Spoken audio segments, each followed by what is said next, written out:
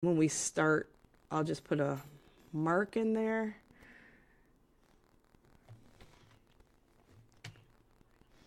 All right, cool. Okie doke.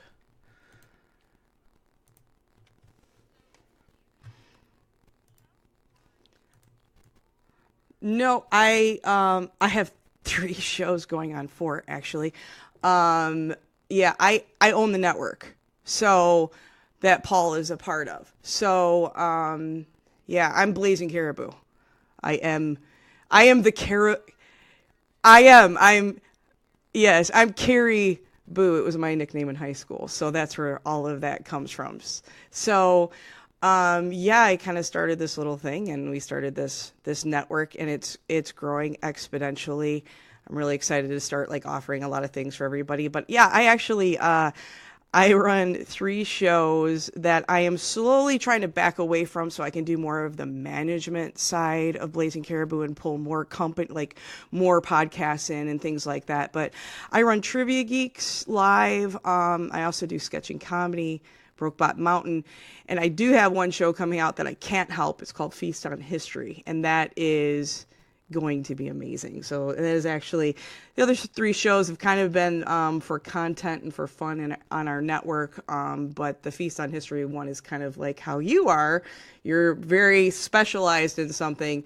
So am I. So I was like, oh, I gotta finally do this. So this is coming out. I'm hoping to have our first recording is next week, so I'm hoping to have a lot of this edited and out by the beginning of the year is what we're looking for. So we're pretty excited about that. We have a beautiful blog that's already set up that follows along with it. So you get like recipes after it, but it's a lot of fun. It's one of those shows that I always get mad listening to food shows because they're so pretentious. It's like, well, if you don't know how to, cook filet mignon, then you should be listening to this show. And I just kind of go, I don't want that. It's like, for me, I love history. I'm a big history buff.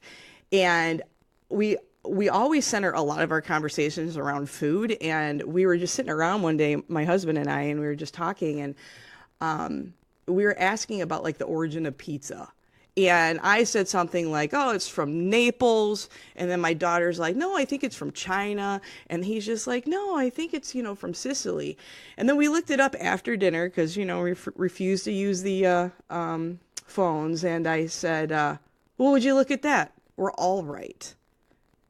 And so it kind of piqued our interest of like, what else is like this? And so I'm like, we never talk about where food comes from, where it's at now, and where it's going. So the whole concept basically is to take you to the past, to the future on food, and then to end with like a really cool Blazing Caribou original recipe, which is my co-host is amazing, absolutely amazing, and she's a wonderful cook and she's funny and I'm so excited that she's a part of my dream because this is like it's like besides the fact that the company's my dream, this was like the podcast of my dream. So I'm like, okay, I was really scared to have, yes, it is. It's like, it's my baby. So I'm like, okay, I'm like, this is the one that I need, I'm like, I need good people and all this kind of, so I'm really excited to do this one. So we're already, and Donna already did artwork for it. And I'm sure, I think you met Donna, correct? Okay. Yep. So Donna is also our graphic artist. So she does a lot of the artwork for our company, which is pretty awesome. So that's already done. So, yep. Exactly. And that's what the difference is about Blazing Caribou as opposed to like Podbean or something like that. You come here and what you learn is how to be a real podcaster. Like from not only do you start here and you learn, okay, hey, how do I press record? How do I record? If you don't have the money for the startup, we have that all. If you've got a computer and you can get yourself a microphone, we pretty much can take care of you. So, and it's all in-house. Yeah, and so we start that way. We also have writers, a writing staff. We also have a graphic art staff, so we can do like basic logo for you, or we can do like a professional logo for you. We can do an expert logo type of thing for you. We also teach you about SEO, search engine optimization.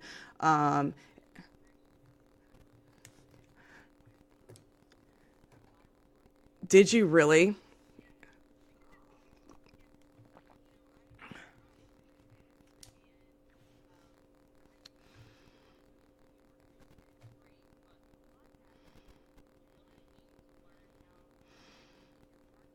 Yes. Right. Exactly. So, and I mean, that's the thing too. It's like, there's so many different types of podcasts you could have. You can be like just an indie guy who just is like, I just want to put something out there. I need a hobby, so you're kind of like a hobbyist. And then you've got people that are, a little bit, not necessarily looking to make money, but wanting to put a really good quality podcast out there. And then you've got the professionals who are like, how do I turn this into a business? Because I think I've got a really good product. And that's the whole thing. If they've got a good product, they should be turning it into a business if they can. So, and we get contacted all the time, and it's just kind of great where I realized that this was something different, and my passion is in business. So it's kind of funny. I mean, I guess I could do a podcast on business and all those types of things, but I'm like, that's coming. Like, I mean, the good thing is I'm a professional podcaster, so that's not a problem. So I have that background, so I can do like videos and seminars and all that kind of stuff. So I'm not worried about any of that stuff, but I do like featuring my podcasts people more than being the star, I guess you could say. So, my little varmints. It is.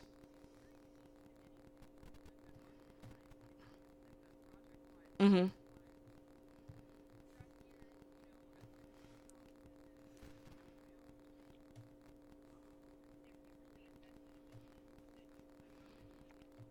Mhm.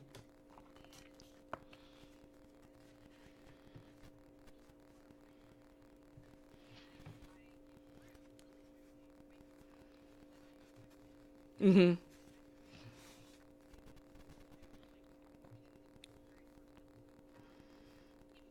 Mhm. Sure.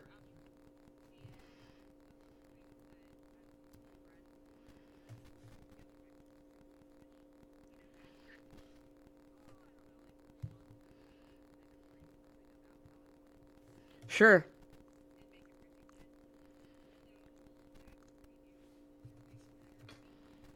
Yeah. Right. Mhm.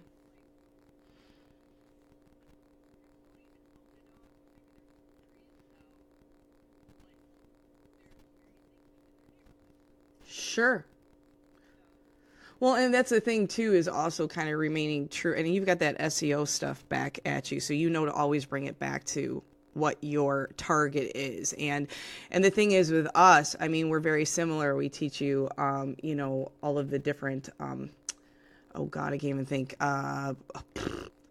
My brain just went dead. The types, the archetypes. We teach you that so you can constantly keep going back to that, because I think what happens a lot is there's so much to this that people don't realize what they're getting into. They think they can sit down, have a glass of wine with their girlfriend, and like put out a podcast. And I'm like, there's so much more. And I'm like, and that's okay.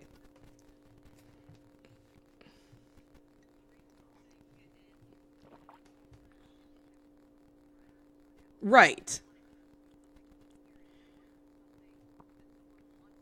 Right. Right. Well, and that's why like Feast on History never came out yet, because it was one of the this has been for like 2 years in the thought process, and how am I going to write this and how am I going to do this, because I'm like I said, it's my baby. But the other ones that I was able to put out were easy. Trivia Geeks is actually a really really fun show, but it took me 2 years to really get that where I wanted it. It kept going from, when it first started, it was kind of like a trivia show, kind of like a bar show. And it was like, all about, uh, I don't know, it didn't feel right. And so what I turned it into, basically, and PS, weird fact about me, I'm a retired stand-up comedian. So anyway, just fun fact, I always tell everybody that. But what I needed this show to be was more fun for the listener and fun for the person that was coming on. And we have podcasters and comedians only on the show. And so what it is, it's set up, I have like a co-host that we're team captains, and we have two other people on. What's a lot of fun about that is usually for podcasters, they usually have a co-host, so we usually pit them against each other. And then the questions, we have a MC who's the game show host basically, and it is like a game show, and the questions are completely tailored to those people that are coming on. So if it's like a history podcast, we make sure we throw a bunch of those in, but the questions are absurd, but they are true, and that's the best part of them. So it's pretty raunchy. It's definitely R to X rated, but it's supposed to be. It's supposed to be funny. It's supposed to make you giggle. My co-host is also a comedian, so between the two of us, we just have a lot of fun on that show, and we just, it's one of those shows that kind of goes off the rails, but it's an hour long. Boom, you're done. You listen to it, and you're happy.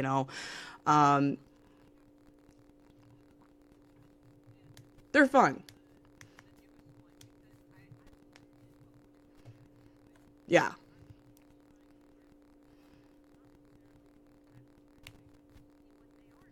Yeah.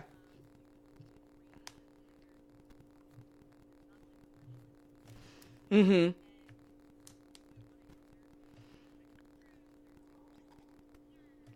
Well, I will tell you this, if you're so green. I listened to your podcast over the weekend. Which one was it about?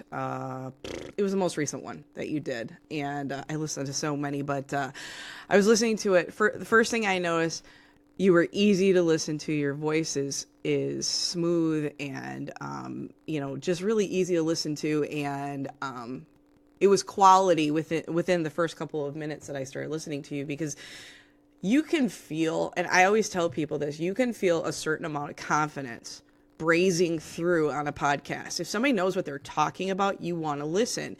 And I immediately, you had my attention, and dogs.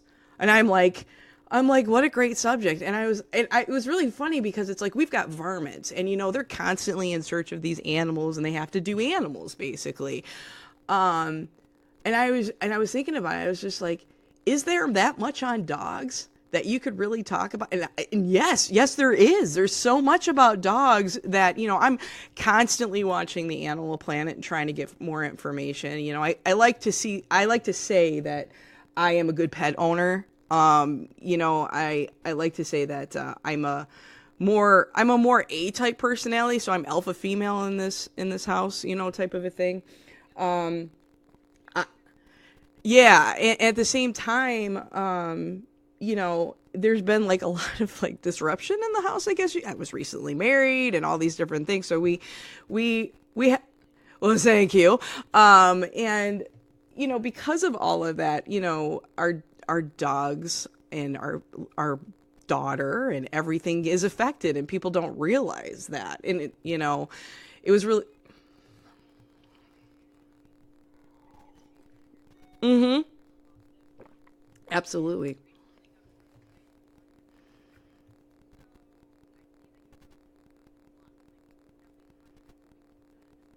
Mm-hmm. Yeah.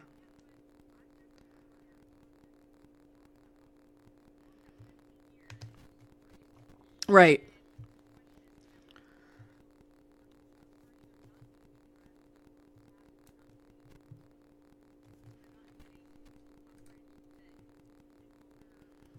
Mm-hmm.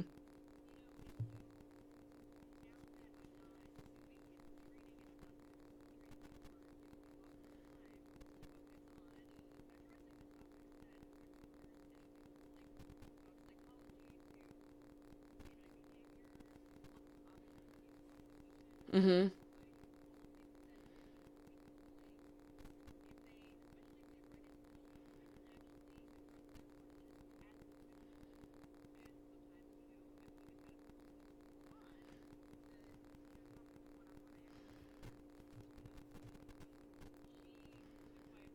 Mm-hmm.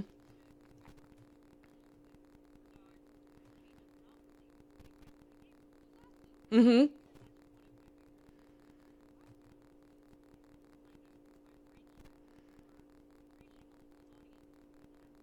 Yeah.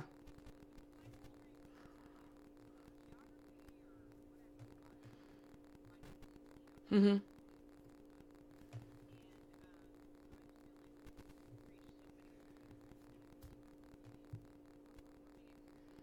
Yeah, it does. I mean, when you have a passion and it kind of speaks true and you can feel that, the listener is just engulfed in conversation. And to me, I always say this is like, I don't mind being entertained, but like I like to be visually entertained a little bit, where I would probably rather watch a movie if I'm just gonna kind of like tune out. But when I listen to things, like I'm in the car or I'm at home, I always say like that 9 to 5 time for me is so vital for listening. Where and I tune it out like at 5:01. I'm like, boom, it's off, But I know, and I'm done. But that 9 to 5 time is so important to me that I want to learn something. I want to hear something and I want to change things. And what's so cool is that I am so comfortable with change and understanding and those things that it doesn't bother me to have somebody say, nope, you're completely doing it wrong. And I'll be like, okay, then tell me what I'm doing right and what I'm doing wrong so I can fix it because I just want it better. And that's why I'm here, V.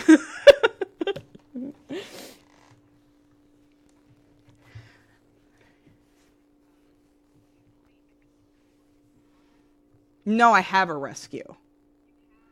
Yes. Mm-hmm.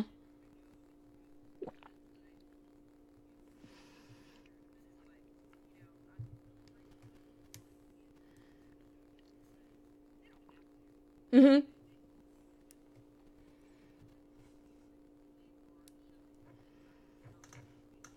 Right.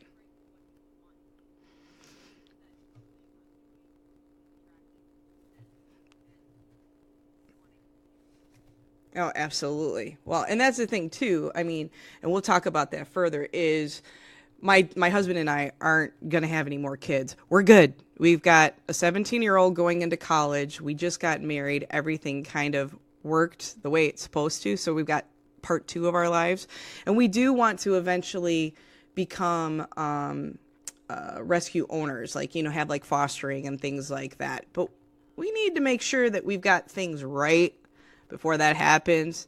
Yeah, like I want to make sure, after having our rescues, Jake here, his name is Jake, and after having him, I don't know if you've ever seen the Bill Burr stand up about rescue dogs. If you haven't, if you haven't, listen to it after our podcast. And seriously, I think there's part of it that's clean that you could probably insert it into here because it's funny. It's really funny. It's like you just never know what you're gonna get, like with a rescue. And right. And then there's things that are underlying that you just don't know how to fix. And there's some things that you just have to say, well, I'm going to be okay with it, or this is not good behavior. How do we at least modify it as best as possible so that everybody's comfortable? Because, what are you going to do with a dog? And my poor dog, he's a bit blind and a bit deaf. So there's a lot of hand controls and a lot of me putting my mouth to his ear and, voicing him so that he can understand that he's being a good dog and those types of things. It's like Helen Keller over here. I'm like, it's kind of like water, water. Do you want water? And I'm like tapping on his ear and paw. But he's a good dog, and we've done what we've can with him, and he's in the we think he's older, but my husband's big joke is he's 10, and he's been 10 for like the last 4 years. So I have no idea how old this dog is at this point. Yeah. Uh huh.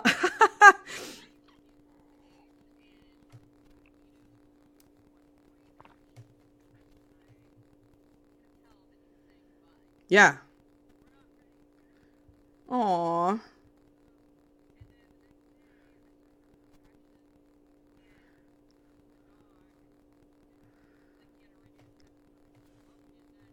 Yeah.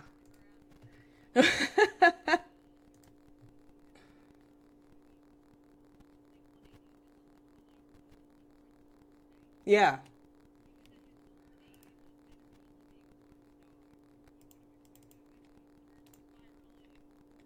Mhm.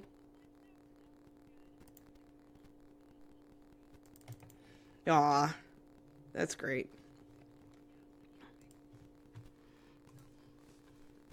Okay. Okay, so we my husband and I met a few years back, and it was really funny. We weren't worried about my daughter meeting him and freaking out. He wasn't worried about me meeting his mother or his father. We were worried about the dogs. He had a rescue. And we both said if something happens, because he was so in love with this rescue that he had, and I'm so in love with my dog that I was just like, these are like our children. What are we going to do? I'm like, are we going to have to call the whole thing off because if it doesn't work? So his dog is more is docile, and but he's kind of like a big dumb lug. He's kind of a cross between a Labrador and a Chesapeake Bay Retriever, we think. Yeah, he's a really cute dog. He's a bit older, and James has had him for about, I want to say, let's see, together he's had him 3 years prior to us, so we've had him for about 6, and he thinks he got him like when he was about 8. He thinks so, but he's 10. We've established that he's 10, and 10 forever. Yes. So he was abused, and we found out that, he was one of the dogs that was kind of like tied up to a tree, and the collar grew into his skin. We feel that he's probably one of those dogs that was like left outside forever. He ate things like his own feces and rocks to survive. And he did what he had to do. He also, when James first started to meet him, he was kind of a junkyard dog. James is a monument artist and works at a monument company and does tombstones. He's an artist, and the dog kind of was a cemetery dog, and the cemetery is right next door, and he kind of just, he ate squirrels and chased, and they started, giving him food and giving him a little warmth and stuff. And eventually what had happened was the dog bit a UPS worker, and the owners of the company said, we're going to have to call. And James threw his arms up, almost lost his job, took the dog, and kind of had this you can't kill this dog kind of a thing, and took him home. Right, he had. And I mean, the dog was kind of following him around and everything. And that was the first time, and that was 6 years ago, that he took him home. And the dog was a mess. He, ate garbage, knocked over things, but was a kind dog. You could tell he was sweet, and he was never going to bite James. He definitely was. And, there was a lot of howling and things like that when James would leave, separation anxiety and things like that. And he just had a hard life. And it was one of those things. He just had a really rough start, and he wanted him to just be safe. And so James provided that. And he never took him to a groomer or any of those types of things. He took care of himself because he was always concerned, what if he bites somebody or these types of things. I will tell you that this dog has never bit me or my kid, and I don't really think he has it in him at this point anymore, but he does, because all dogs do, and you should never ever think that they don't. Right. Yep. Yeah.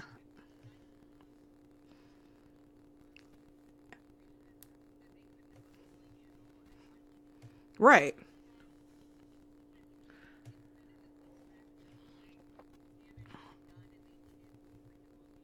Mm-hmm. Yeah. So there's that dog.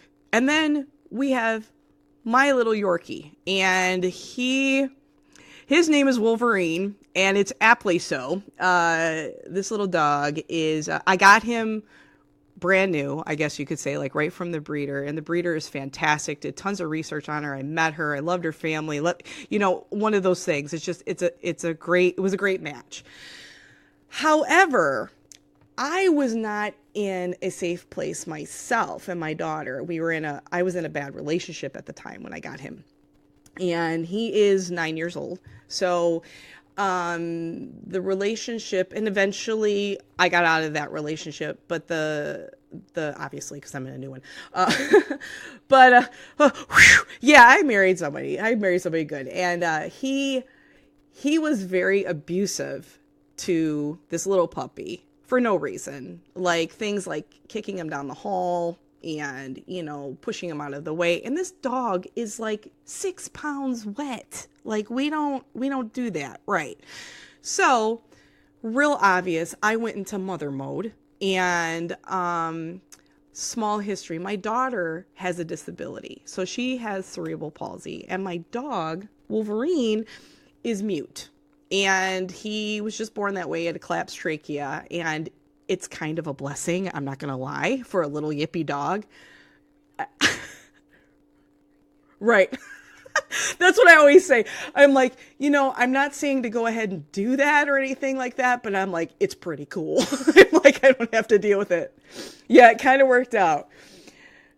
Right. And so he is, he's quiet. He's really kind of, kind of easy to step on, those types of things. I had to put bells on him when he was little and things like that. Right. He doesn't verbalize. And what's been cool about that is he and I have grown this, relationship between the two of us with nonverbal communication. I mean, I do things where I do, I do a lot of, lifting my hand up and saying, sit. I do pointing and things like that, where he's really, really good with. He's a good follower of, super visual, and good follower of directions, better than my child, which is awesome. So I'm like, if I could tell him to go do the dishes, my life would be complete. He is. So after we got him and everything like that, and then he was abused, and then I got out of that situation. What happened was that was just me and my daughter, who is disabled, and you can feel that. You can feel that I'm the protector, that I am the alpha. And he knew I was the alpha dog. So he would kind of take all of my cues. But when he was with my daughter, he went into protective mode. So if she ever walked him or did those types of things, he would go after dogs like there's no tomorrow, or people. And it wasn't females. It's only men. Shocking. My ex was in the military, so anytime he sees like a camo-y type color, I mean, he goes crazy, right? So I'm like, okay, let's get him out of that environment, get him away. And I was able to calm him down. The other part of it is like this poor little dog, born with all these things. He had a problem with his liver when he was born, so I couldn't neuter him until he was almost 3.5. So I had to deal with that, and everywhere,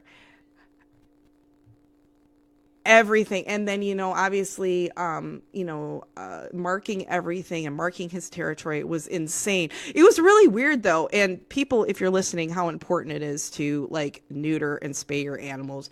It was like the day after, and he was home, he stopped doing it. Like instantly.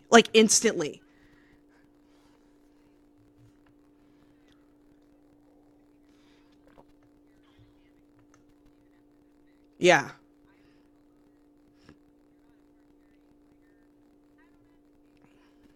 Mm-mm. Yeah. Mm-hmm.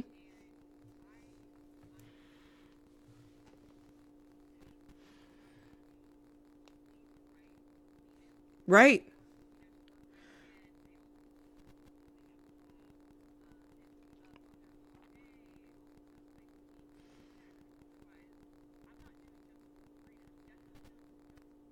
Right. And that's, and not only that, or the family that you give that dog to, because then you risk giving them this dog that is a reject or whatever, and them putting it in a pound somewhere. And you just don't want that. You want to have a committed family that's going to commit to the dog, like I did. And I mean, yes, problems have arisen, and actually last week was kind of traumatic for him. He had 3 cluster seizures, and he's been having them every year, like once or twice, but we had a serious case where now he's on phenobarbital, and that's his life, and I'm okay with it, and he's actually doing quite well. So I mean, looks like everything's kind of, normalized itself, but he was pretty shaky like about for 4 days afterwards, so it was pretty bad. But anyway, this little dog has had all these little problems, unfortunately. But my problem with him, first of all, most loving dog up in your face ever. I mean, he is just adorable, and everybody says the same thing, that how wonderful he is. Like, he's so cute and he's so sweet, and he's wonderful with, can you hear that? Is that coming through? It is, but it's going through my computer, so you shouldn't be able to hear it because this is my mic, so it won't come on the recording. So, yeah, it's my daughter just messaging me from homeroom. Anyway, so the problem is, and like I said, he's a wonderful little, cute, perfect little dog, but we live in an apartment right now, and there is a very bad pet owner that lives upstairs that they don't cage. Yeah, they don't cage their animals or anything like that during the day, or even kind of confine them. Like when we go out, we confine them to the living room, and we kind of pretend like that's their cage because it give them a little bit more room to walk around, but we still make it feel like they're safe. I'm like, and I don't leave the windows open so that they can like have anxiety back and forth, but their dogs upstairs are just rotten. There's just no, and it's not the dog's fault. It's the owner's fault. The owner, yeah, I would think so. They don't let them out regularly. They let them bark uncontrollably. There's issues with men coming in and out of the house. So there's just a lot of stuff there. So there's that scenario. And we live in a very like dog happy community. Okay.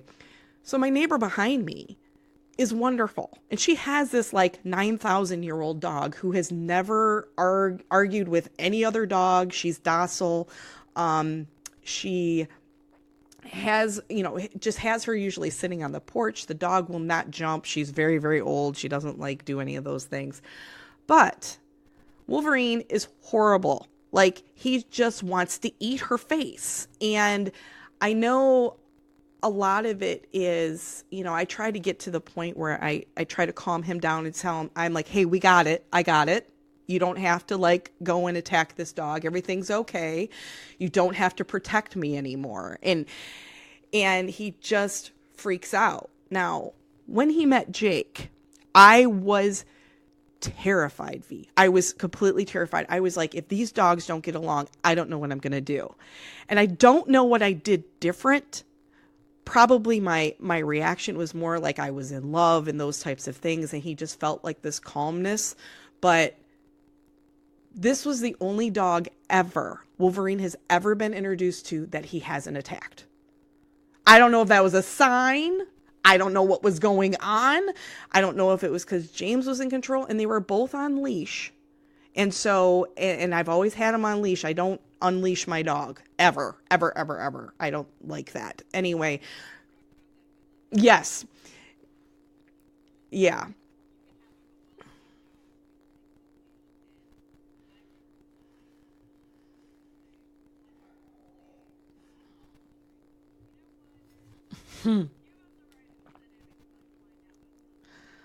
Right.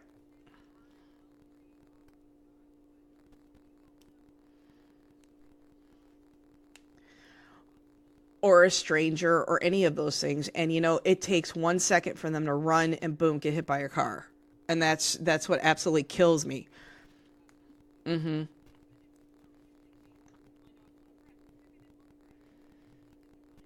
Right. That's your job to protect them. That's what I feel like. I'm their mother. I'm, my daughter's mother. That's right. Yep, absolutely. So when they met, I was like, this might actually work out. And every time they met, like, I'm serious, like every time they met after that, whether it was at James's or at my house, and James and I lived in different states. So I was in Michigan, he was in Illinois, and, we were trying to figure everything out, and, but they absolutely kind of loved each other, and yeah, they just kind of like, all right, little dog, cool. And Wolverine was kind of like, hey, somebody to play with. And I'm like, yeah, he doesn't play. He just kind of like goose around and looks for food. It's fine. you know. But they were fine with each other. So I was like, aha, it's possible. So my whole thing is I can't take him to a dog park, which I want more than anything. What breaks my heart is I want this little dog to run free and be able to like have those moments where he can do that, but he can't. Right. He would hurt. Well, we did it once and I went, and that was enough. And I'm like, alls I saw was a chihuahua come across and he just took off and comes chasing at it. And it's sad because like the other people think it's their fault. And they're like, he's a little aggressive. I'm like, you have no idea. It's our fault. And I'm like, I don't know how to fix it at this point. I've read into stuff. I've tried doing the training, and I don't know if like it's at the point where like he just can't be trained. But I mean, I would love to have my neighbor over for coffee and have her dog here with us because she's a wonderful little dog, and I don't know how to fix it. So V.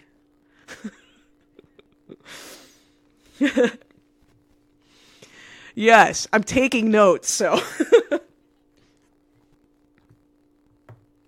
Good. Right.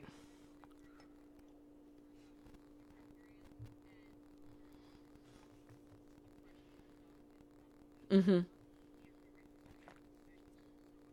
Mm-hmm.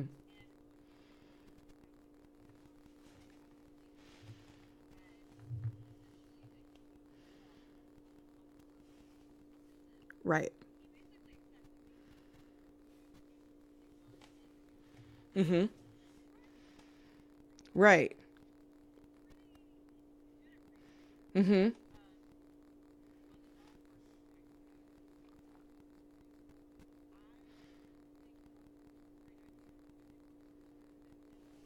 Mm-hmm.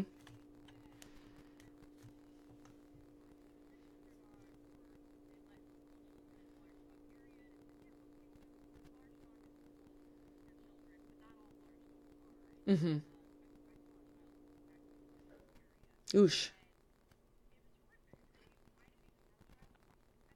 Mm-hmm.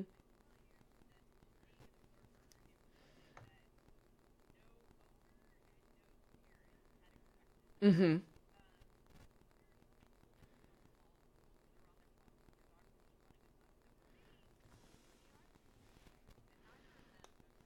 Mm-hmm. Right.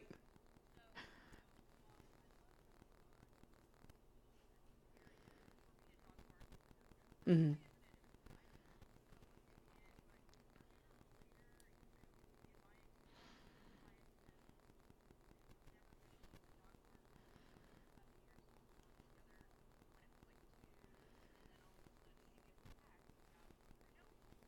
Mm-hmm.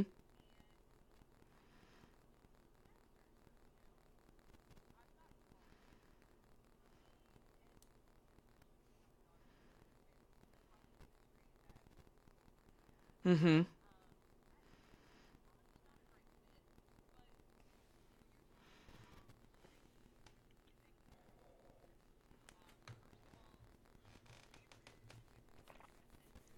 Mm-hmm.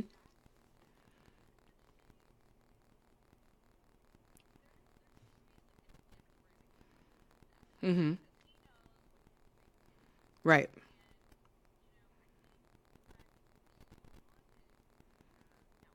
Mm-hmm.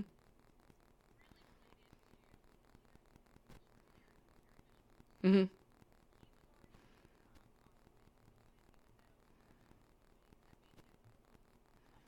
Sure.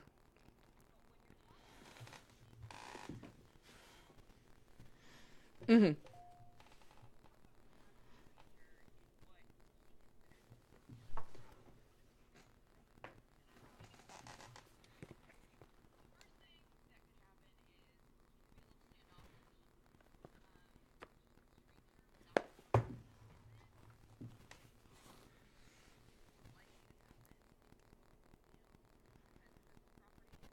Mhm.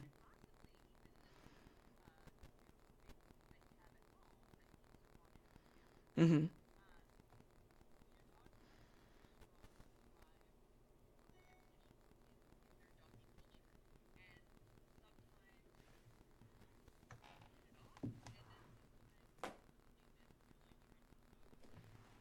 Right.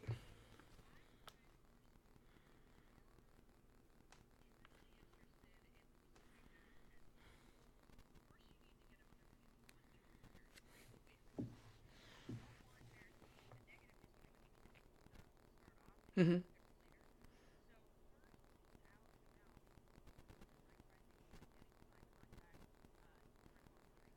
Mhm. Mhm.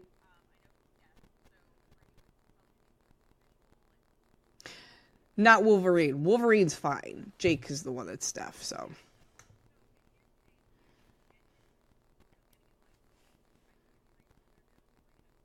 Mhm. Mhm.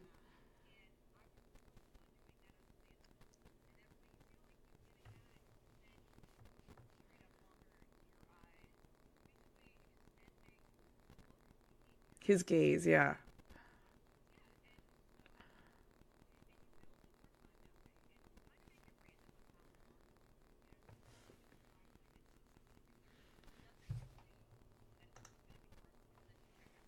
Gotcha.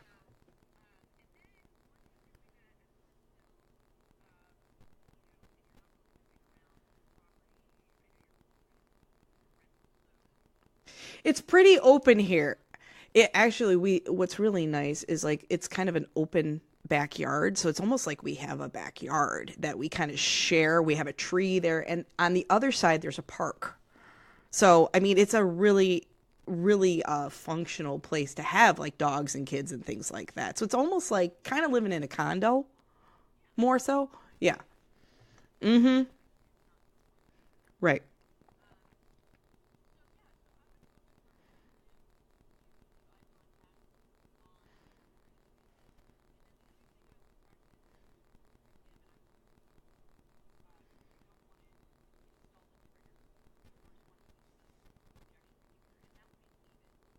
Mhm.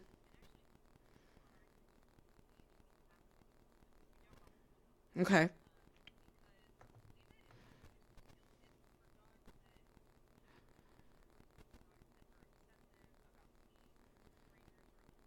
Mhm. Stop. Right.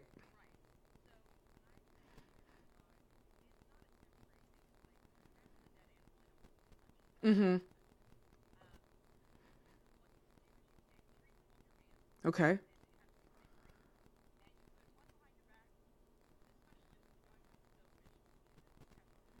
Yeah.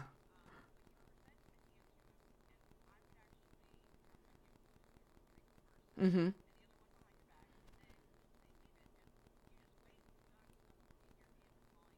Mhm. Mhm.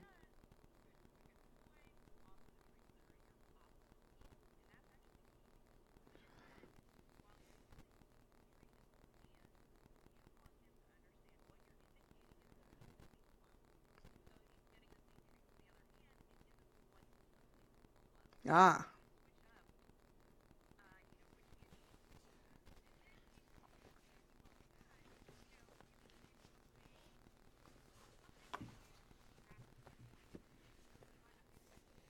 Yeah. Mhm.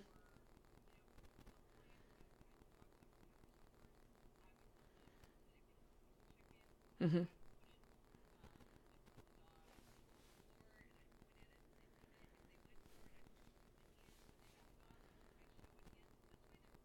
Mm.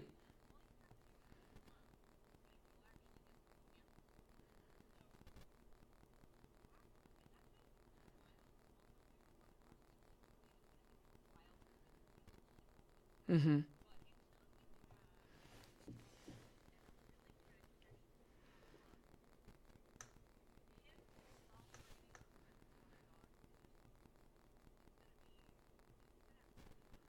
Mhm.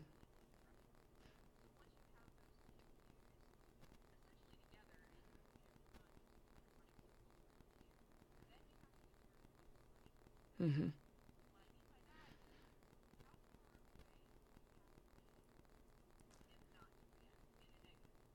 Sure.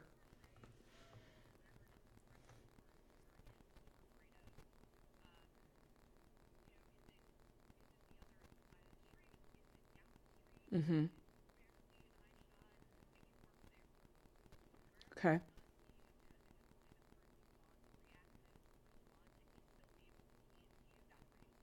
Gotcha.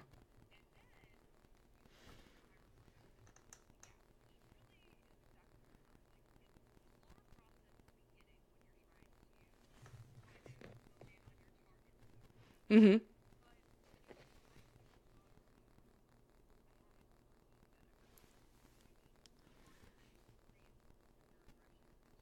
Mm-hmm.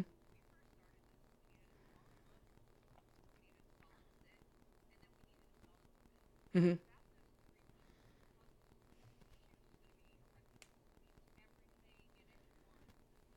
Mm-hmm. Ooh.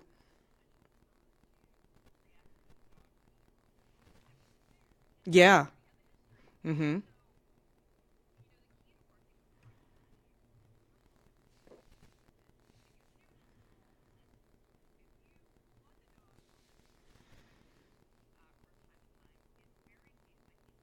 Yeah.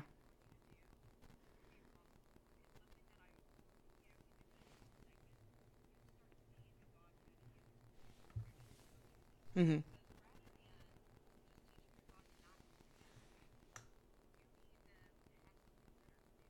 Yeah.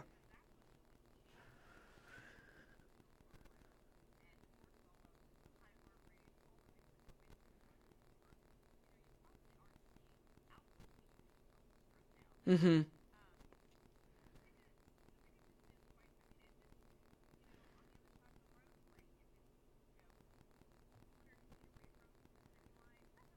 Mm-hmm.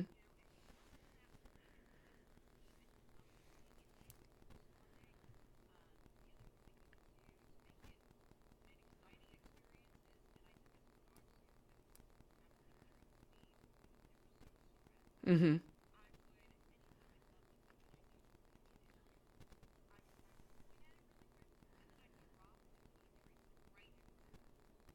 Mm-hmm.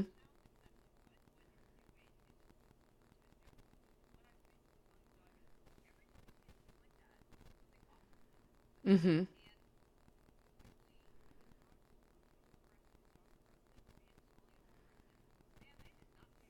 Yeah. Mm-hmm.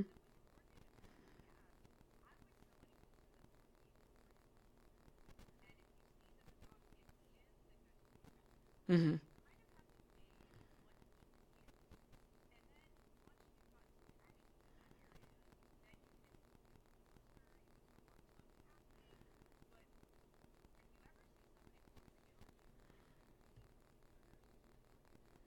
Oh God.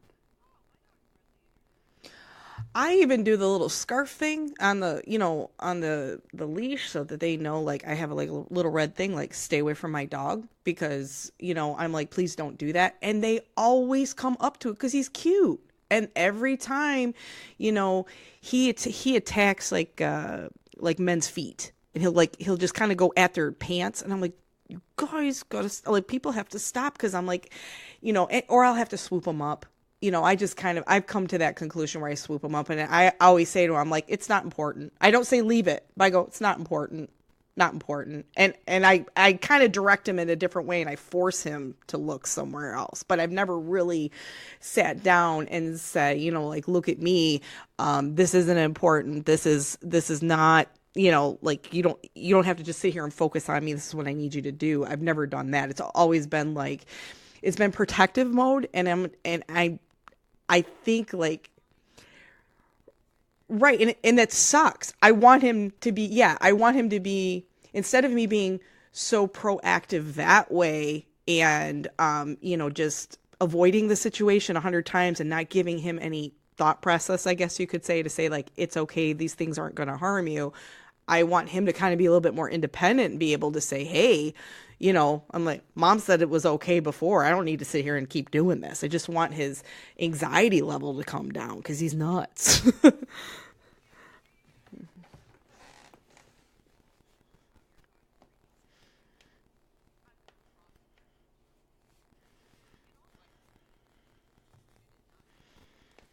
Mm-hmm. Right. Mm-hmm. Mm-hmm. Mm-hmm.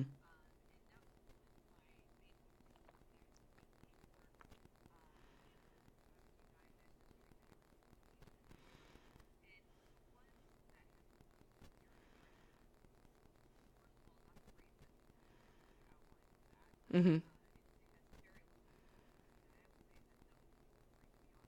Mm-hmm.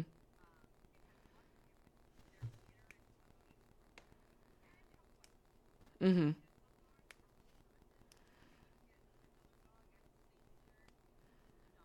Yeah.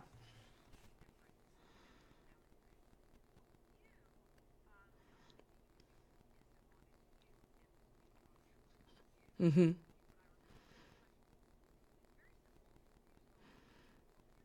Mm-hmm.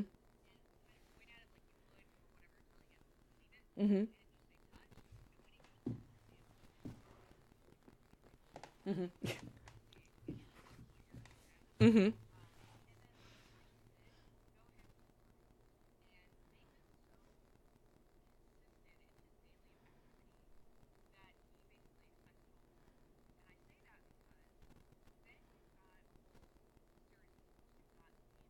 Mm-hmm.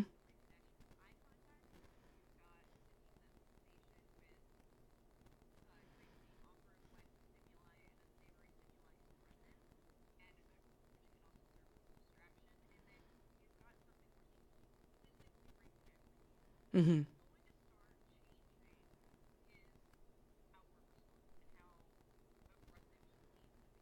Mm-hmm. Yeah. Yeah.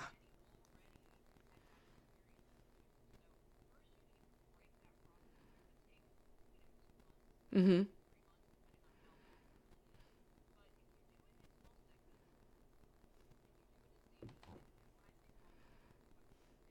Mm-hmm.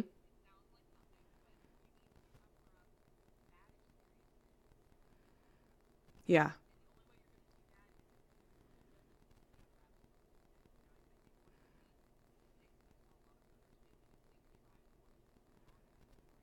Oh yeah, no.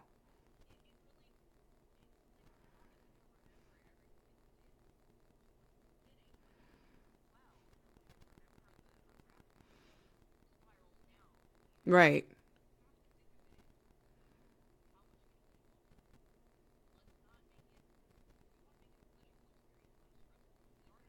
Mm-hmm. Yeah.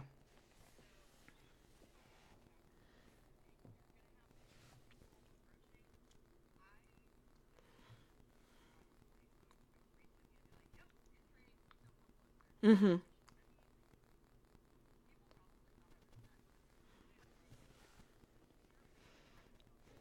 Yeah.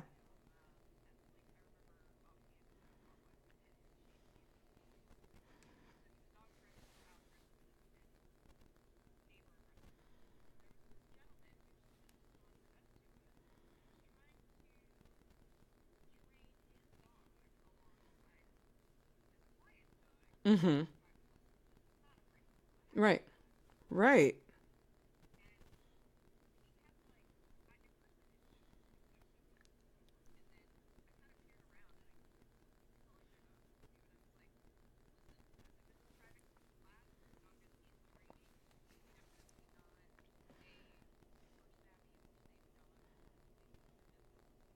Mm-hmm.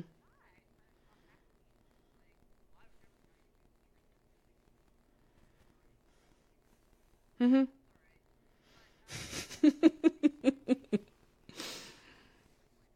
Yeah.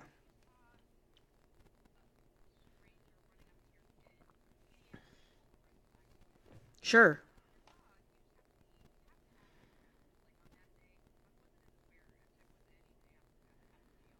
Mm-hmm.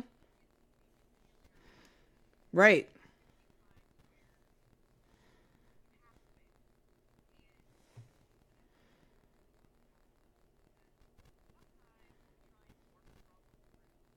Yeah, human beings do. Mm-hmm.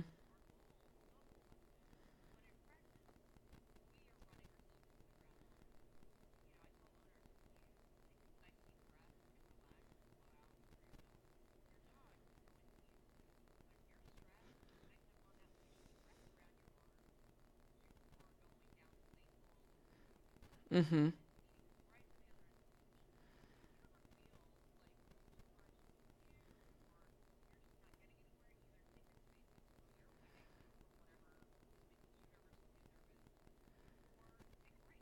Mm-hmm.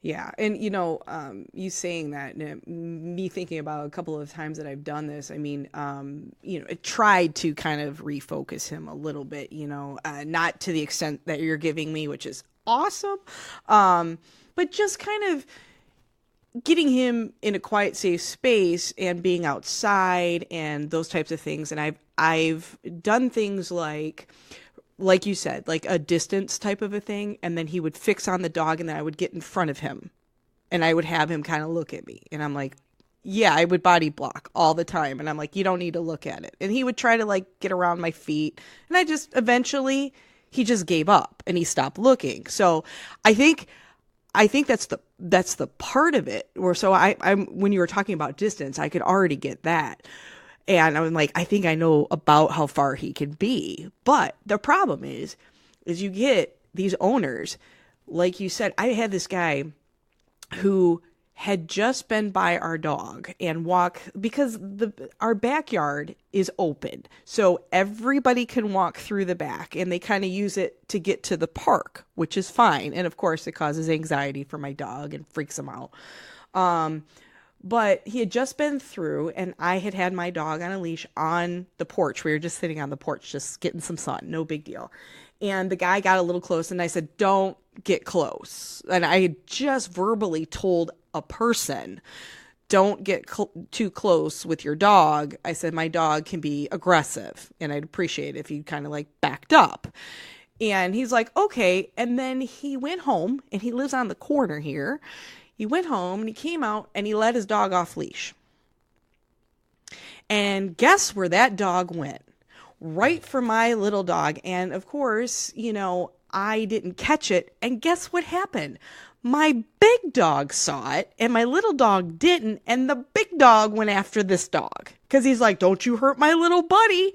And I'm like, whoa. I'm like, when's the last time we saw Jake being aggressive? So I'm like, those are the things like like you can't help, but for me, I'm like, okay, if I'm going to do this with him, I'm going to take him to a remote part in a park somewhere and kind of train him a little bit on this as opposed to doing it in my own backyard, because I think there's too much aggressiveness around here. The dogs upstairs are ridiculous and it's too much.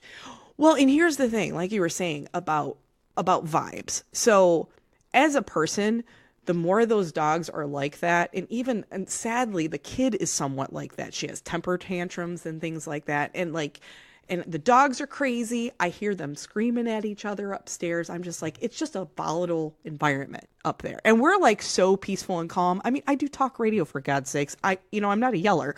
Uh, I'm like, let's talk about, food, type of thing. And, you know, it's so crazy up there that I know he's feeling what I feel because I'm just kind of seething through my teeth. And I'm like, I don't like those people. I don't like every time I hear him bark and I'm like, oh, those people. And he's feeling me get aggressive. And he almost does it more during that time. So I just try to I think those times which will help me when I hear that stuff is just kind of breathe it out. Maybe like you said, take a break from here and get out in the car with him and get away from it would help me and him, I think. Mm-hmm.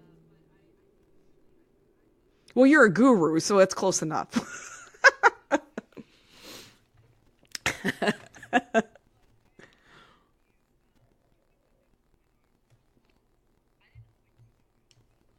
Hmm.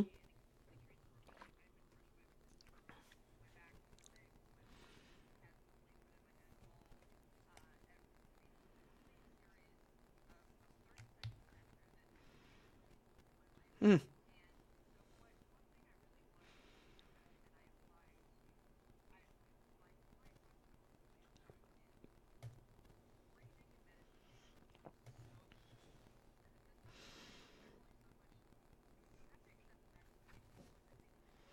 Hmm.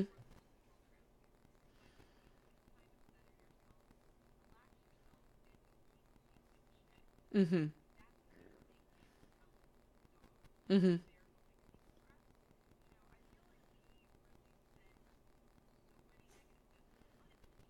Sure.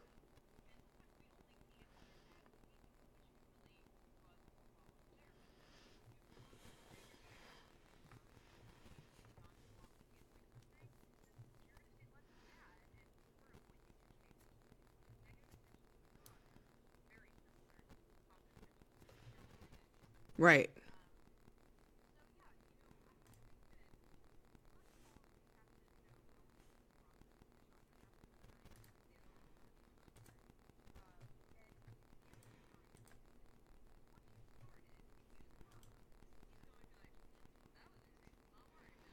Right.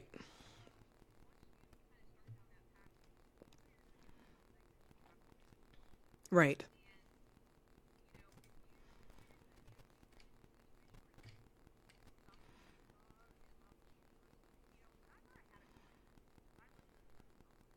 Hmm.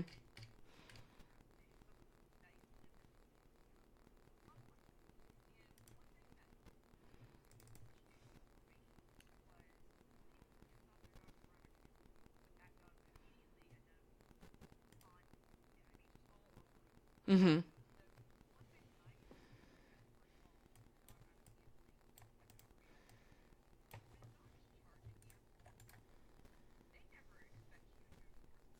Hmm.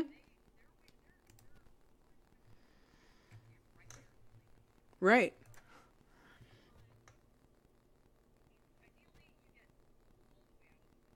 Yeah.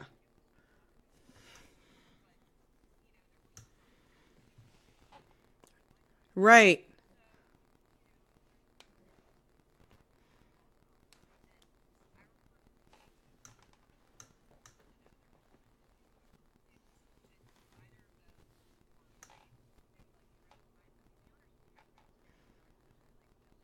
Hmm.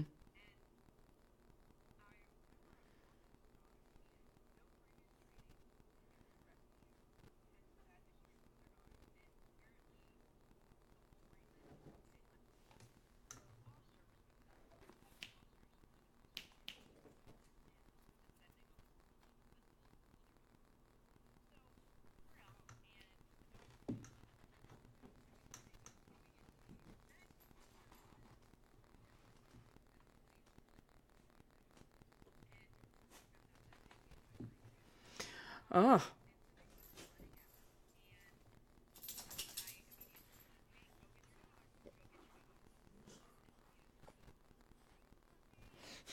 Oh God. Right. Right. Right.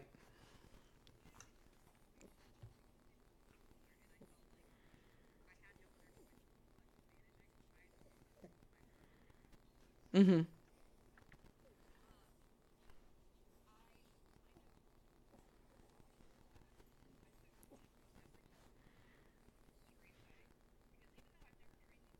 Hmm. Yeah.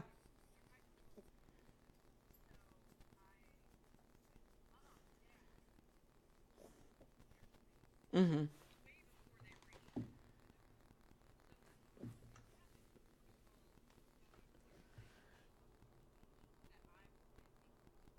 Hmm. Ah.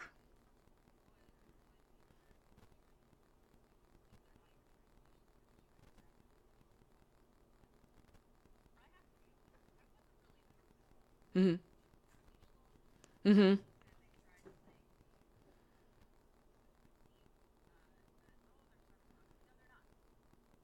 Mhm. Right.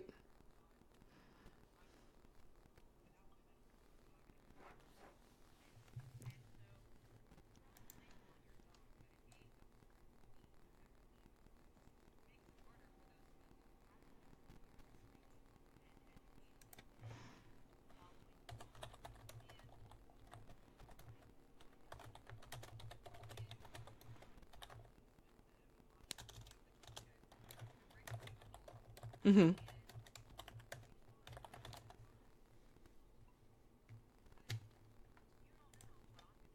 Right. Right.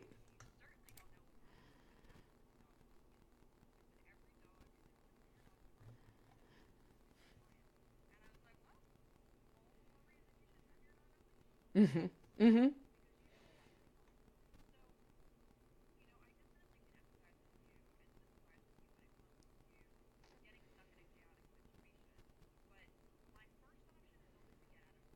Mhm.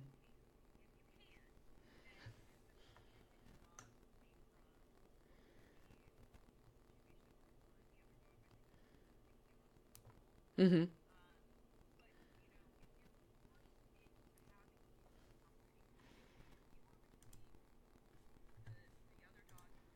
Mhm.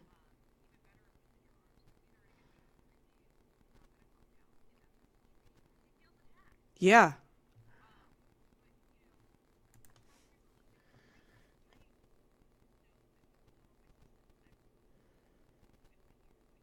Right.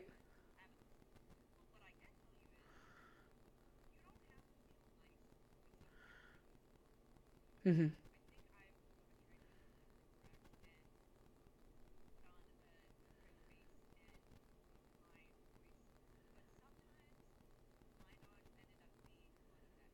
Mhm.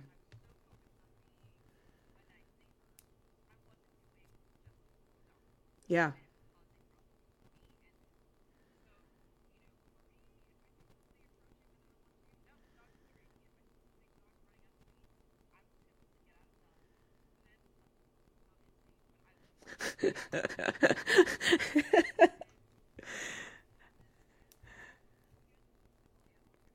Mhm.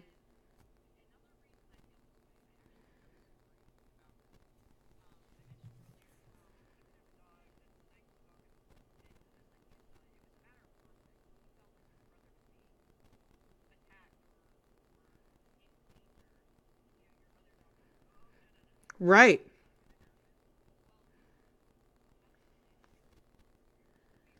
Oh, yeah, I love Goldens.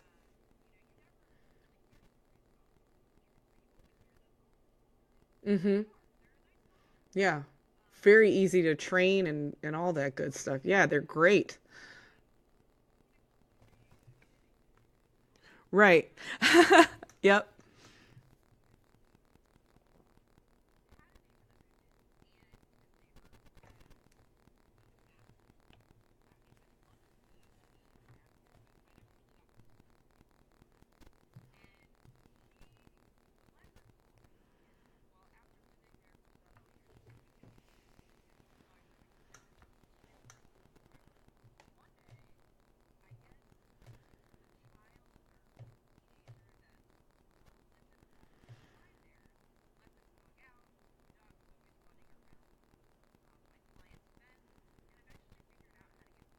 Mm.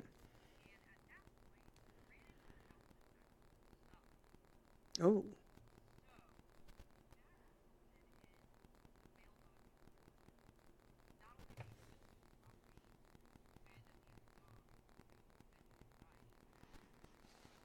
Right. Sure.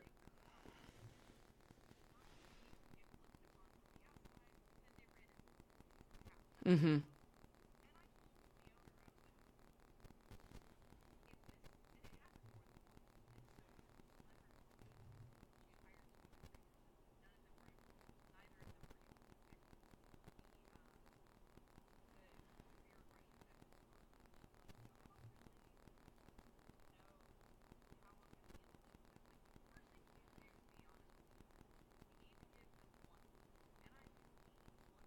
Mm-hmm.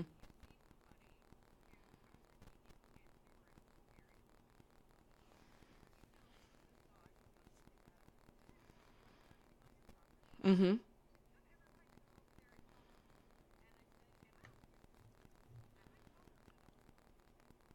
Mm-hmm.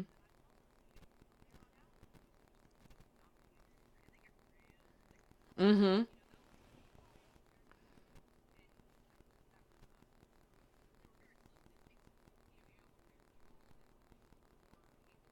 Mm-hmm.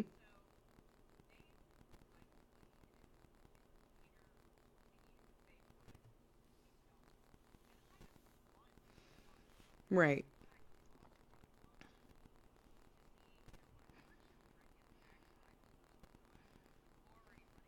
Mm-hmm.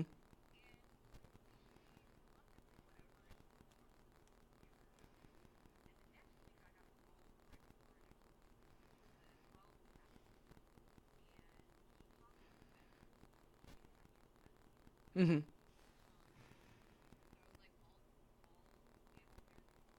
Mm-hmm. Mm-hmm.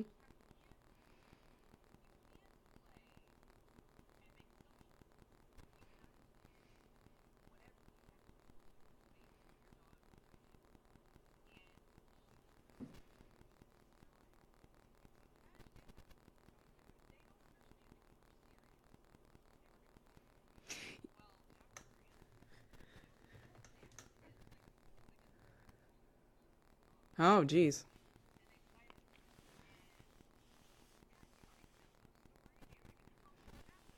Right.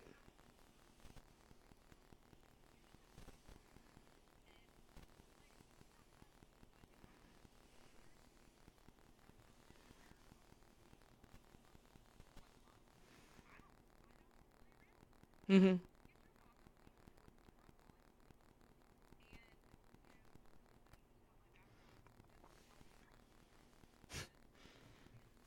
Right.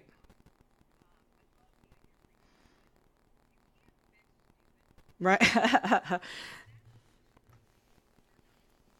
Well,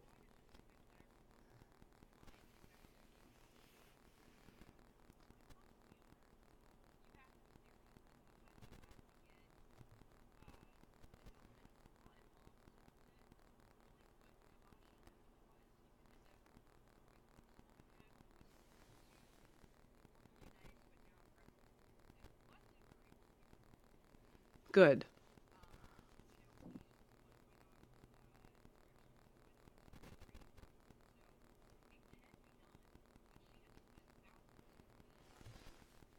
Right.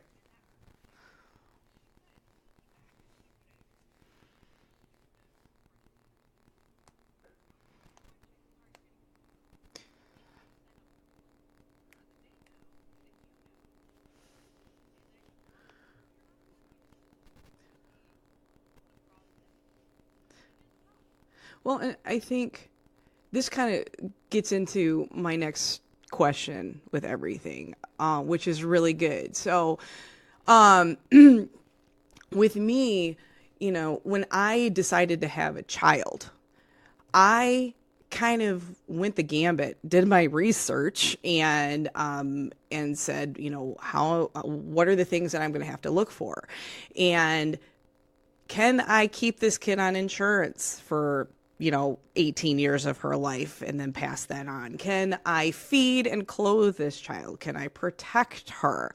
Um, am I able to, do the hard things and make the hard calls? And also, can I be kind and those types of things? So, am I gonna give her the environment that she deserves and growing and things like that? These are like simple, basic questions we ask ourselves, and I think a lot of people have kids and they don't look at the big picture. And I think the same is with dogs. And the one thing I teach my daughter about being a pet owner, because we are going to get her a service dog soon, is the fact, because she's going to college next year. And so I know it's this big, long process, but I'm like, well, maybe it'd be all right for like the first year or something, but we're working on it. And I didn't even realize that was a possibility for her until her doctor was like, you probably should get her one. It's really going to help her. And the thing is like, okay, but wait. So here's the thing about a dog. Yeah, you're getting this, you'd get a service dog and they would be trained and things. I'm like, but it's a huge responsibility. You have to, make the hard calls, like, calling the police if somebody is attacking you and your dog. And I think a lot of people don't realize how important that is, to take the full gambit of the responsibility. And it's hard. I mean, and I'm telling you, like, you have to have insurance. You have to be able to understand that you have to keep these, vet records up. And you also have to be prepared, like with Wolverine. I knew that this liver was coming through, and I wanted to make sure that, that if he had a bad liver and things like that, what that looked like down the road for me. And if everything was, going to be financially, okay, and those types of things. And what would I do scenarios, those types of things with him. And the aggressive part, it's my responsibility to take advice and follow through. And if you're not willing to take the advice and try to follow through, then you have no business being a parent or a dog owner.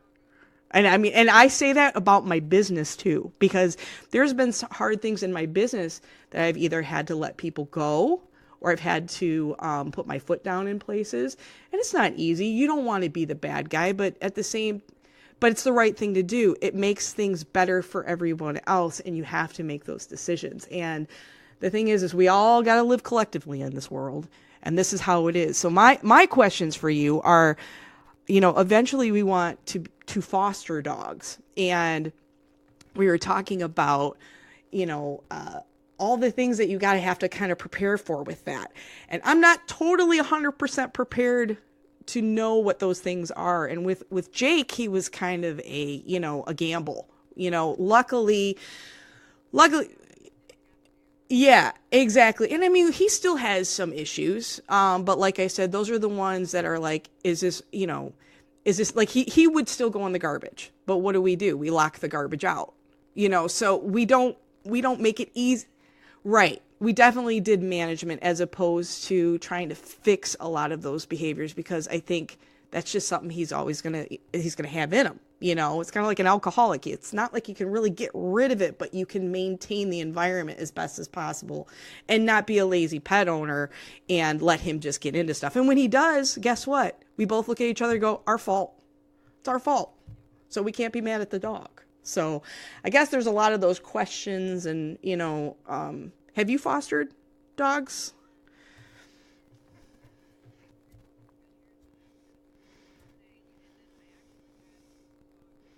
Mm-hmm.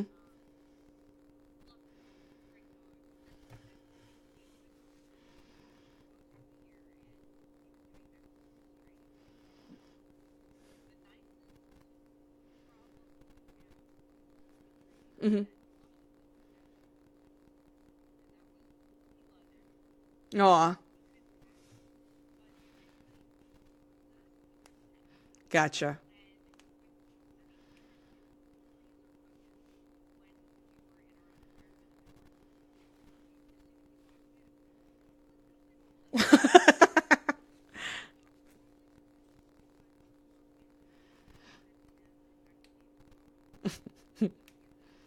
Aw.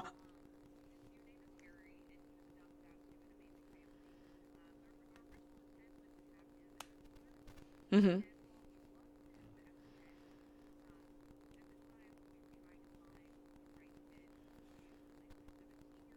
Mm-hmm. Mm-hmm.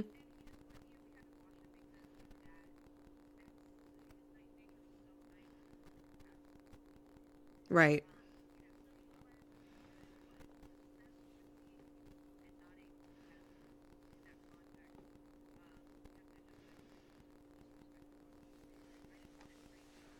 Right.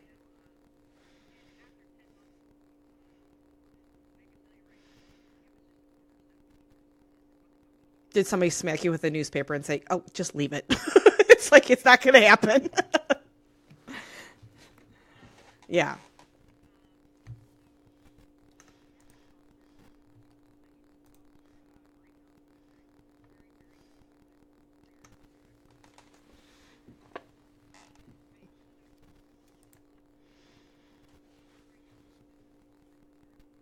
Mhm.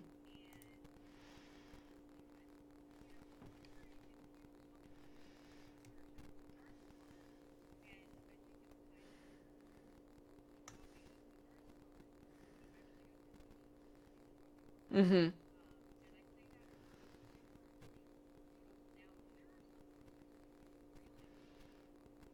Mhm.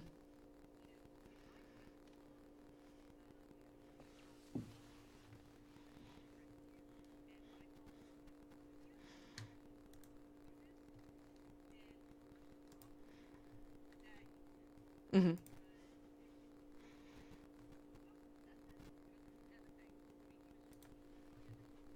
Mhm.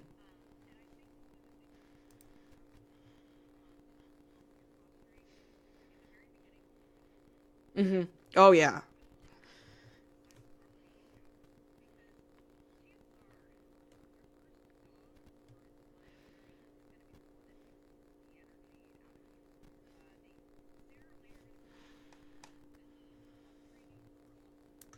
Mhm.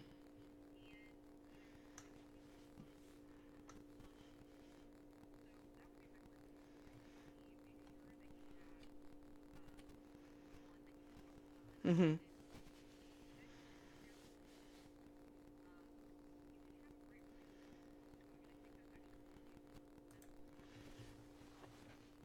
Mhm.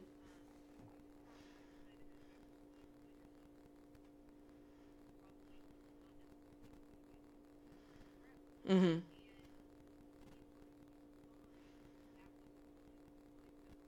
Mhm.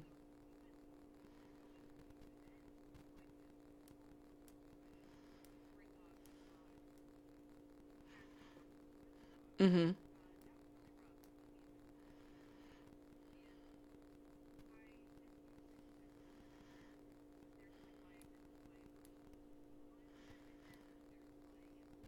Mhm.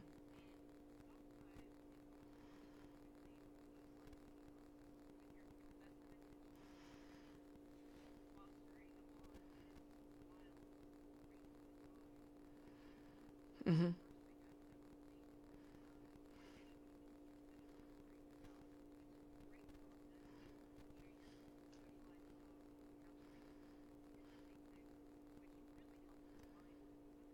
Mhm.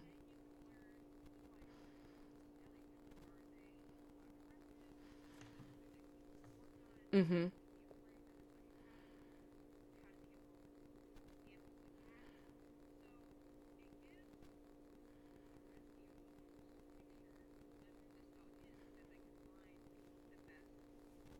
Sure.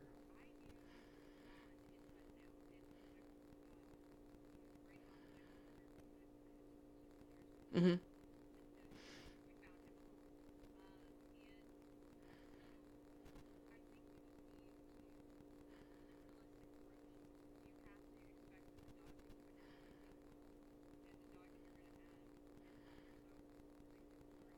Sure.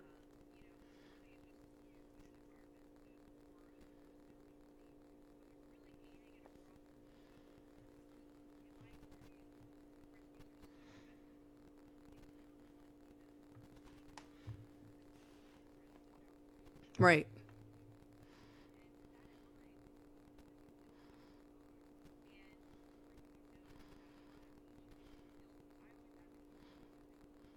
Yeah. Yeah.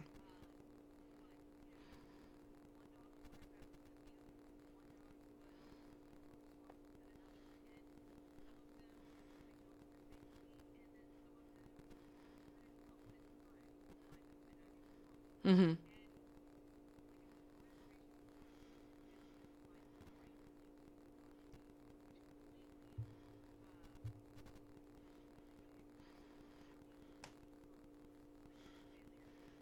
Mhm.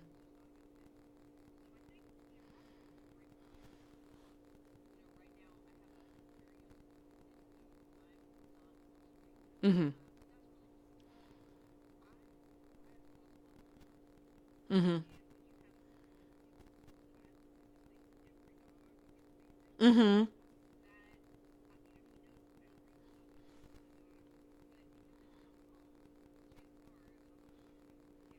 Mhm.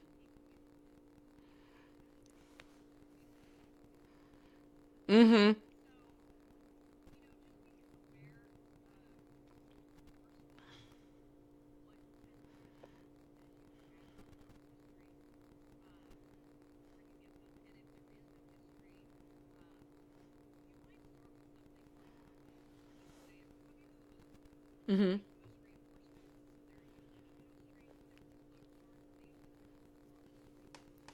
Sure.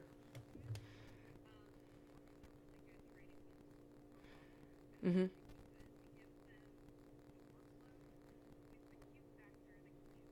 Mm-hmm.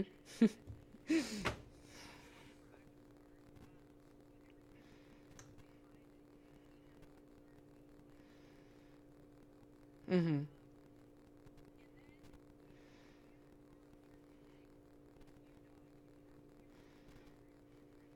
Mm-hmm.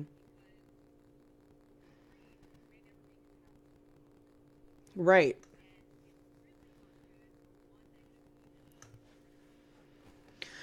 Oh, I agree. And I mean, it was more of a, we knew that because Wolverine is around 9 years old, that we see, and this is how I plan, just so you understand, is like I'm thinking, 5, 7 years out here, like what are we gonna do?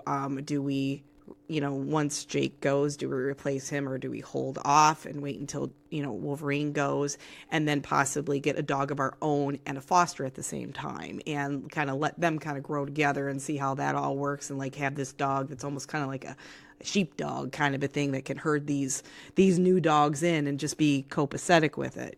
So I mean, that was part of my plan, like, okay, how is this going to look in 5 to 7 years? And I wasn't more concerned about myself. I know that I can handle that kind of bipolar feeling of, oh, it's a puppy, oh, he's got to go. I can handle that. I know that I'm that kind of a person that can, deal with short term things like that. um and I think that's why I would make a good foster, but also because I can be in control and handle that. But I'm also very realistic. I don't want 3 dogs in this house or 4 or 5. I don't want all of that. I want to be able to give the attention where it's needed. So it's like, you know, how that looks. Like I know Jake would be fine. So, but the issue is that Wolverine's probably going to be around. So it's longer. So we're going to probably have to wait, I think.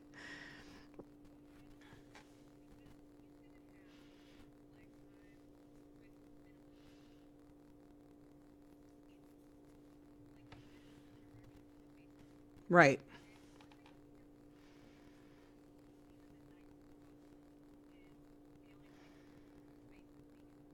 Mhm.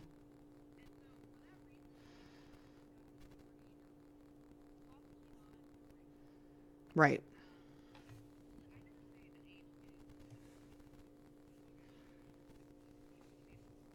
Mhm.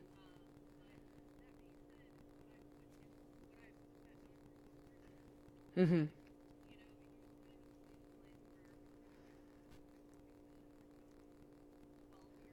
Mhm.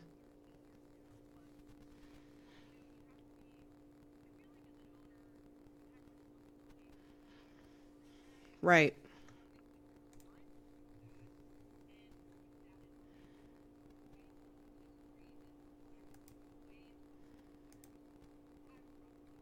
Yeah.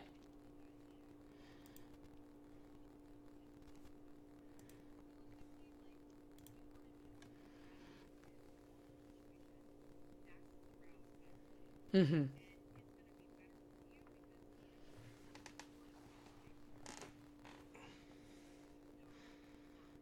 No, and it's kind of like having a child that's a little unruly and you're trying to figure all of that out and then like, oh, let's have a new baby and or let's, have a foster child in the house and it just they pick up on that behavior. And I'm pretty I'm hopefully pretty self-aware, like I've yeah.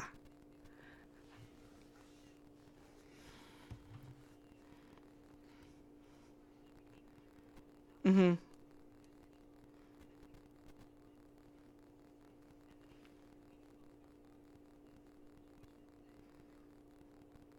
Mhm.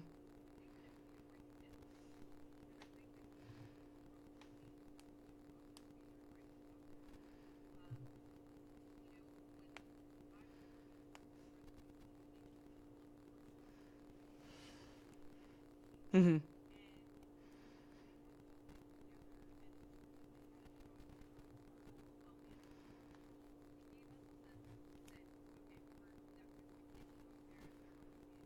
Mhm.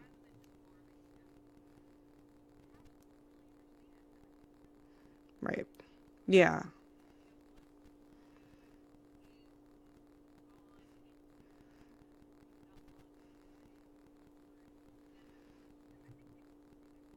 Oh, thank you.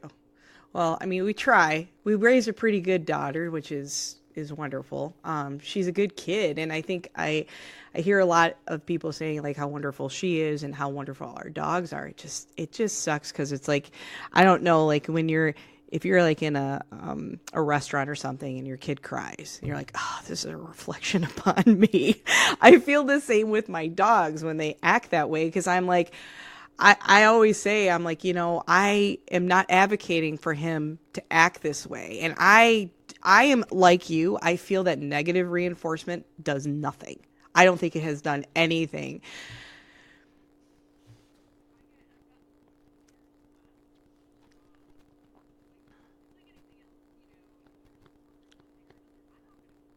Right.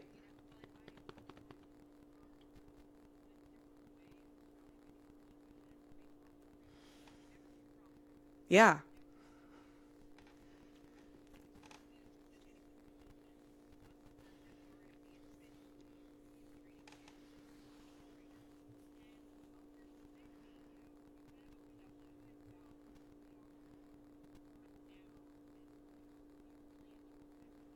Mhm.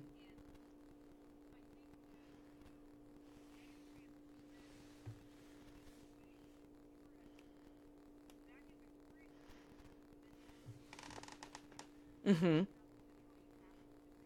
Mhm. Yeah.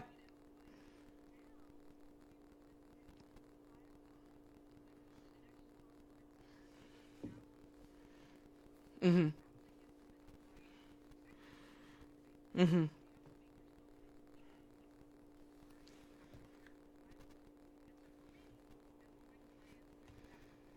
Mhm. Well, and I think too with fosters and rescues and things like that, you don't know what you're getting. We've already established that. And if you either raise a hand to the dog or, very, firmly are, in his face kind of thing, you don't know what's going to happen. So you kind of trick them a little bit. And I think it's more clever absolutely to like, do some things. I've watched our dog now who can Jake, who was, very shy when we first met him. And he was, he would bare his teeth. He would bite, but he would bare his teeth and was real aggressive. He was warning. We take him to the groomers now. He's happy go lucky. He didn't really play. He's not like a, like go fetch the ball kind of a thing. But he goofs around now where he can kind of like, play with his teeth. And he lets his hair down. He kind of, I can kind of like take a sock and kind of like play with him on his face. And he's like, ah, I mean, it's not like anything great play like we're normally used to, but he has fun and you can tell he's having a good time. And you can tell like he responds well to good treats and things like that. So he's so food focused that I'm like, right. That's what I told my husband. I said, he's so food focused. Let's use it. Let's use it for good behavior. And that's the whole thing. I take treats and things like that and I hide them from him. And I just kind of like, where is it? Where's it at? And I'm like, once he finds it, that's his play. And I'm like, good boy. We've even thought of like he doesn't play, but to get him to play and exercise a little bit is those Kong things are great because there's food in there and I'm like, yeah, exactly. He's just kind of digging for him. Like I said, he's an older dog and you would think he's just going to be sleeping all the time, but he's not. He's like, he likes to play around in his way. So my other dog is like crazy play. Like I will run and fetch and drop the ball and yeah. Yeah, but it's really well controlled, and that's what I like about him. He's not like spaz. He's not a spaz. Like right now, he does his whole makes a mess and does like it looks like he's like spinning a record on a chair. And I'm like, oh, here's DJ Wolverine here, and he just does that for about 5 minutes, and he falls asleep, and he's pretty easy. But what I try to do is I have during the day, like you were saying, is I have times of play. And we only do like 10-minute intervals, like 5 or 6 times a day. And I like doing that as opposed to sitting there for like an hour playing with them, because first of all, it gets me away from what I'm doing and I need to play a little bit. But at the same time, they're so focused on it that they want to play, and they do it. They get their treats, their little treats, and there's just head on out, and then they chill out for a little while. So they're getting used to all of that. So now that they've been together for almost 3 years, they're, I think the hardest one actually was more working on Jake and getting him settled. But now that I feel that he is, it's like, okay, now we got to get this underlying Wolverine, literally Wolverine, cutest thing. And I sent it to you in Facebook, the dogs, like how cute that little dog is. And his name is Wolverine. And what's really funny about him is because he's mute, when you play with him, he sounds like a bird. He's like, "Rrr, rrr, rrr," and it's like this really funny, like sound coming from, oh yeah, he did. And it's really cute. Cause it's like, there's my evil Wolverine coming at you, so he's just really cute. So man, I appreciate it.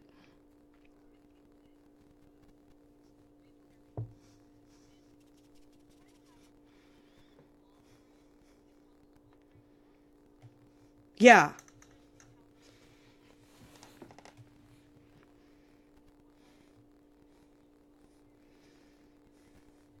How long do you have a kid for? It's a process. It's over time. Hmm.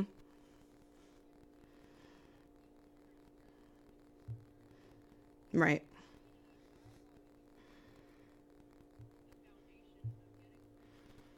Hmm.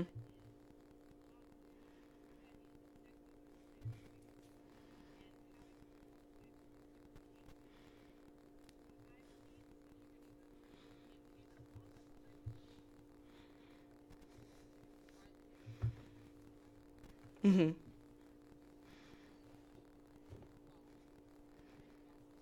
Hmm. Sure.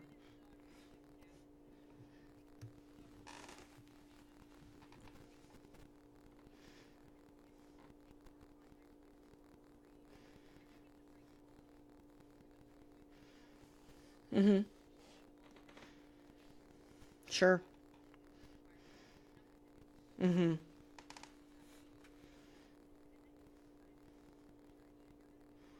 Hmm.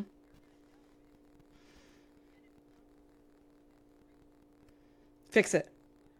Right.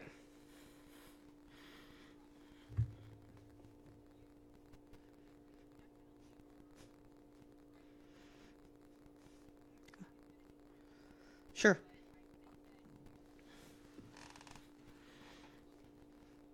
Story my life, I mean, everything takes time, and I'm definitely prepared for that. I mean, I think I've told my kid about 1,000 times how to do the dishes.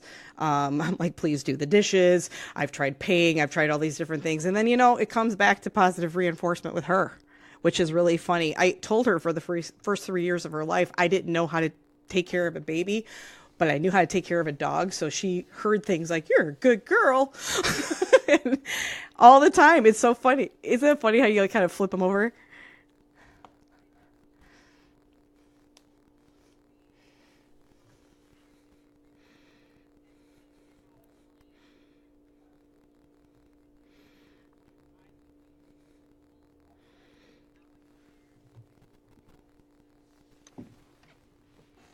Mm-hmm.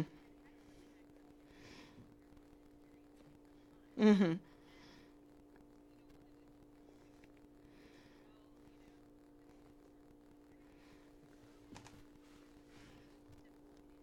Yeah. Mm-hmm.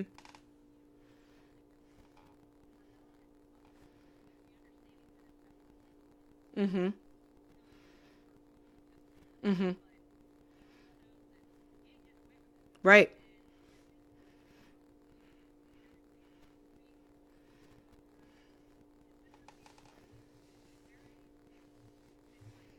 Yep. Well, well said. Oh, geez. No, not at this time. I'd like to go and use all the information that you've given me, apply it, and then come back. because I would love to see like in a couple of months if how he's working out and stuff like that, because I think I'm not the only dog owner that has this problem, and I know that this is a difficult situation, especially with Reagan. That's my daughter. She is kind of one of the pack, and that's a whole different thing that we can figure out a different day. But maybe when I come back, we can talk about that. But it's, we've got alpha male, alpha female, and then kid, especially at 17. And that's a great transition because they are not a child anymore. And sure.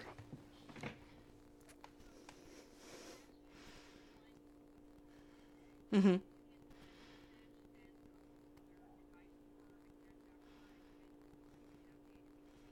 Yeah,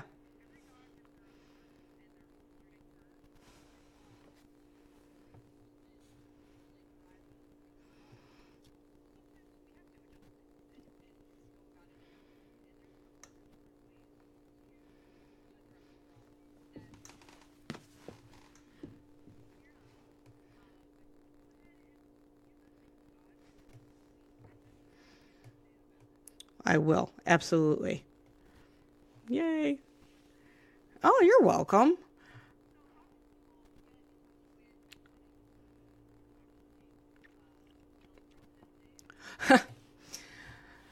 Yes, as the head kahuna, I would actually like to just promote the network, and everybody in it is just it's amazing.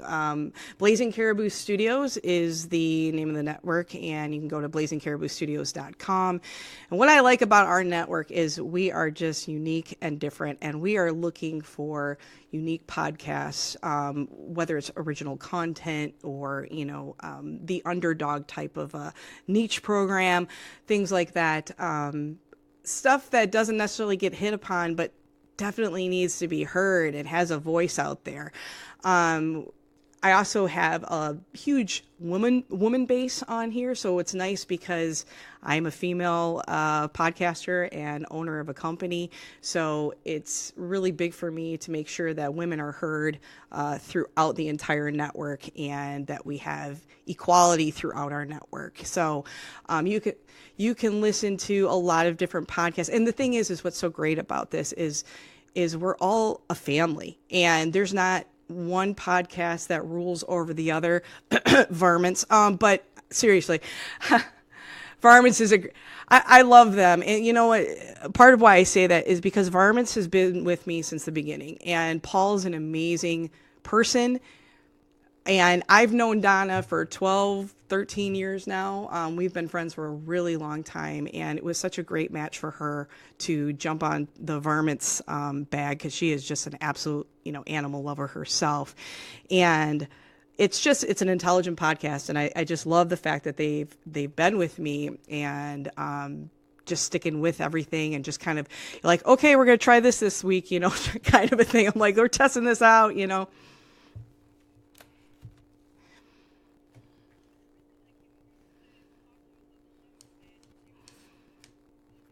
Mm-hmm.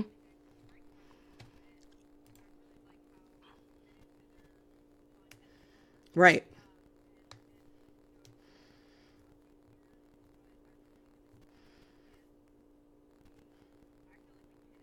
Yeah. Yeah.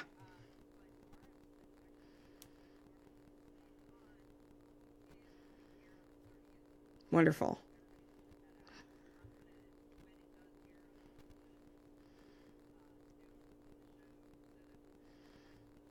Mm-hmm.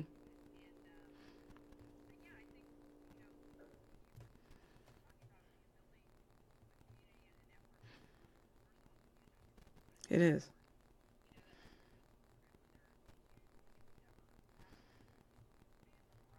Mm-hmm. Yeah, absolutely. And we have so many great shows and different ideas from oh God, we have See Here's the Thing, which is an absolutely delight. I almost call it the George Burns and Gracie Allen show of our network. These two are theater majors, and they're into theater, and they are just an absolute delight. Very funny, very engaging, and their show is just a lot of fun. And if you like pop culture and you're just kind of like want to listen to something different, a little bit more upbeat, and they just kind of they just got recently married, which is adorable, and they just play off of each other so well. So it's very much, you know, goodnight Gracie kind of a thing. So absolutely adore them.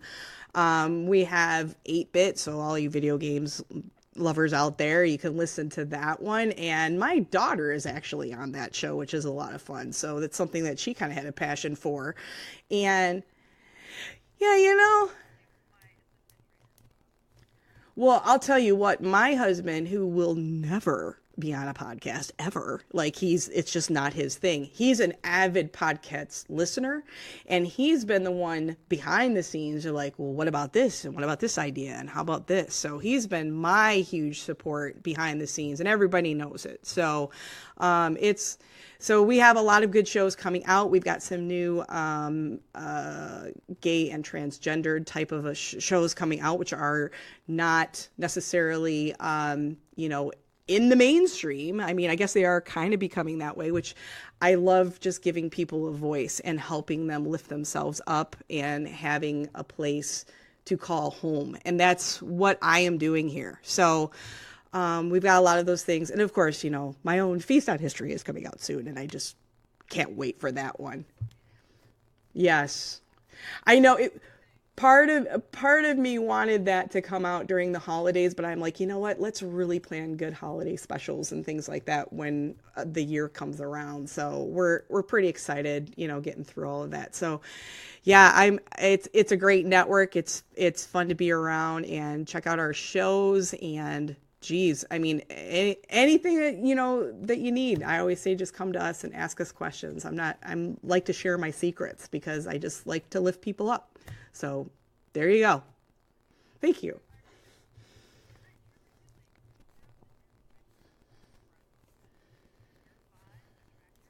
Mm-hmm.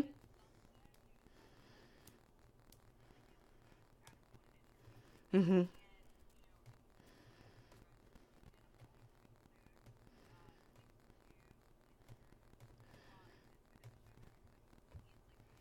Mm-hmm.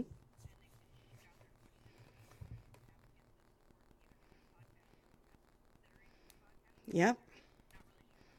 Yep. Yep. Absolutely. I'm coming back. I'm on it.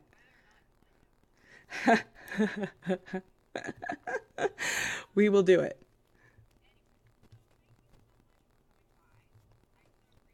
Oh, you're welcome.